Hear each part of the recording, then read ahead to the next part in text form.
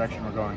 What were your thoughts on the procedural penalties today? Obviously we can't have that, especially penalties that start even before the play snap. We got to be better if we want to be a better team. So definitely got to fix that up. But, overall I thought it was a good day, offensively and defensively. Mo mentioned there's been a difference in cadence between the quarterbacks. That's kind of why he thought the procedural penalties were happening. Have you noticed that, in the quarterback room? Yeah, I think there's some guys that are louder than others. Somebody, may take a longer time. Somebody may go too fast. So as a quarterback room, we just got to, come together, make sure we're all in the same cadence and same, the volume, everything. That way it's not, up and down between different quarterbacks. When you're in a quarterback competition, what sort of things are you personally trying to do to set yourself up? Definitely just worry about myself, not worry about the other quarterbacks or whatever, just focus on me. Obviously there's mistakes that I can fix and, go back watching film of other guys, see what they did right, what they did wrong so I can learn from it. But at the end of the day, this is my, this has been my 5th year here. It's been a bunch of quarterbacks in the quarterback room. So for me, it's just control what I can, add to my effort. At the end of the day, God has a plan.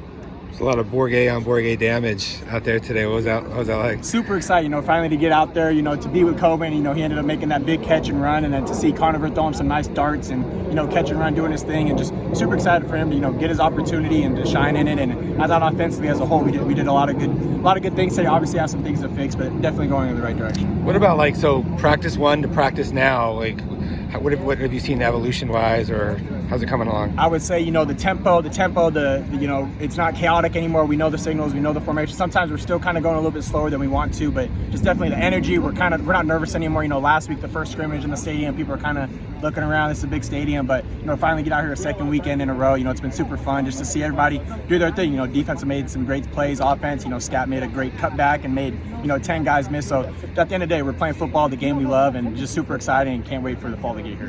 What about the weapons? I mean, you mentioned that, and then Troy had the one-hander. Just there's a lot of guys. There's a lot of guys on the offense. Obviously we returned, Jalen and Gio and EK and Messiah, but, we brought in some new transfers in X and, you already said Troy, and defense, restocked too, with great defensive players. So I'm super excited for this team. Obviously we're going to push each other to be great, and I can't wait for the season to get going. What about go ahead. I was going to say the flexibility of Javin. I know obviously running back's a little thing, but even to put him back, in the backfield, how do you feel that he's adjusting to that and just able to make plays for you? Yeah, obviously, being from Arizona, watching Javin do his thing at Seward, I'm not surprised by what he can do with the ball in his hand. So to be able to put him in the backfield is going to, cause some stress on defenses because, he has great hands, runs great routes, but he's also powerful and he has some speed on him. So to be able to throw him in the backfield, it's really going to make defenses have to, change, their calls and stuff like that. Because if you try to put a linebacker on him or even a defensive end peeling, that's a mismatch that we're looking for, and we're going to attack it.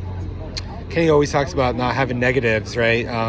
When you have an offense that's designed to throw the ball to the backs and the tight ends so much, does that kind of make it easier, kind of going into it as a quarterback? Yeah, most definitely. Coach Dillingham's offenses have been great in the past, not taking sacks, not taking negatives. And last year he would tell me, Bo Nix, threw for 1,500 yards with passes 5 yards or shorter. So getting the ball out quick, get it to your playmakers. At the end of the day, you just can't take negatives, and that's what we got to do in order to win big games. As you've been able to unpeel all the layers of Dillingham's offense, what aspect do you think excites you the most? I think, the freedom that he gives quarterbacks, what we see is what we're going to tell them, what we see, making different calls and different protections. But obviously just get the ball out quick, holding on the ball to 4 or 5 seconds. And, the last couple of years, wherever he's been, he's had great offenses, great quarterbacks, have really strived in his offense. So super excited to learn from him, his run game, his pass game, and really just his leadership in general. He's a great guy, not just a great coach, but a great person. And how tough is it as a quarterback? Because today you said he was looking even for quarterbacks to throw the ball away, which is obviously against the quarterback's inherent nature. Yeah. But just to not take the negatives, but to kind of train yourself every now and then, it's okay just to chuck the ball away. How tough is that from your position? Yeah, obviously as a quarterback, you're thinking completions, you're thinking touchdowns, but at the end of the day, you don't want to throw the ball away. But that's really, you watch Tom Brady, you watch Peyton Manning. That's why they stayed in the league so long, is because they didn't take those sacks, those negatives. And, if you're watching our film and you throw it away, next time you're at practice, I want you to find Coach Dillingham. He's the happiest guy. He's jumping up and down because that can change the game, Going from a 1st and 10 to a 2nd and 18 or 1st and 10 to 2nd and 10, that's a big game changer. Obviously, we took some sacks today that we didn't want to, but definitely just got to learn from it, and at the end of the day, we'll be better. You completed 71%-ish last year, which was second only to Bo Nix. What is good in this offense? What is a good percentage? For me, I'm going to try to beat that. Obviously I want to beat that, but obviously just take what the defense gives me, never get bored with completions, and just trust the coaching and trust the guys and give the guys a chance. What have you thought about Rashada's development? It seems like he's slowing down for him. And yeah, obviously, he just got here a couple weeks ago, just coming from high school and everything like that. So obviously the game's going to slow down for him, and he'll ask me questions. I'm going to try to help him out. This is what I'm seeing pre-snap. But at the end of the day, he has great arm talent. I'm super excited for his future.